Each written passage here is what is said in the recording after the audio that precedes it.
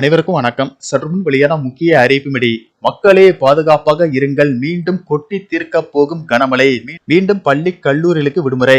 December 5ஆம் தேதி இன்று வெள்ளிக்கிழமை டிட்வா புயல் காரணமாக தமிழகத்தில் கடந்த சில நாட்களாக பரவலாக கனமழை பெய்து வரும் நிலையில் தற்போது இந்த புயலானது காற்றழுத்த தாழ்வு பகுதியாக வலுவிழந்தாலும் இதன் தாக்கம் இன்றும் நாளையும் இருக்கக்கூடும் என்பதால் இதன் காரணமாக தமிழகத்திற்கு மீண்டும் கனமழை எச்சரிக்கையும் பள்ளி கல்லூரிகளுக்கு விடுமுறை போன்ற முக்கியமான அறிவிப்புகள் வெளியாகியுள்ளன.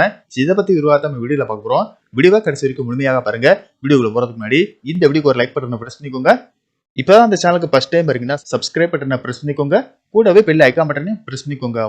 வாங்க வீடியோக்குள்ள போகலாம். தென்கிழக்கு அரபிக்கடல் மற்றும் அதனை ஒட்டிய பகுதியின் மேல் ஒரு வளிமண்டல கீழடுக்கு சுழற்சி நிலவுகிறது. மேலும் வட தமிழகம் புதுவை கடலோர பகுதியில் மற்றும் அதனை ஒட்டிய பகுதியில் நிலவிய ஆழ்ந்த காற்றழுத்த தாழ்வு பகுதியானது தற்போது காற்றழுத்த தாழ்வு பகுதியாக அதே இடத்தில் நீடிக்கிறது. இதன் காரணமாக தமிழகத்தில் இன்றும் நாளையும் பரவலாக கனமழை பெய்யக்கூடும் என சென்னை வானிலை மையம் எச்சரிக்கை விடுத்துள்ளது.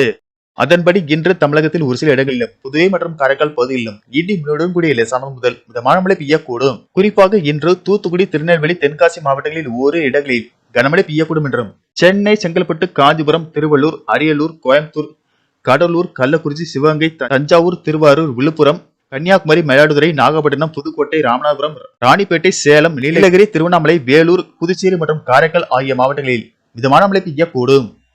நாளை தமிழகத்தில் ஒரு சில இடங்களிலும் புதுவை மற்றும் காரைக்கால் பகுதிகளிலும் லேசானது முதல் மிதமான மழை பெய்யக்கூடும் என்றும் டிசம்பர் 7ஆம் தேதி தமிழகம், புதுவை மற்றும் காரைக்கால் பகுதிகளில் லேசானது முதல் மிதமான மழை பெய்யக்கூடும். மேலும் வருகிற டிசம்பர் 10ஆம் தேதி வரை தமிழகம், புதுவை மற்றும் காரைக்கால் பகுதிகளில் பரவலாக மழை பெய்யக்கூடும்.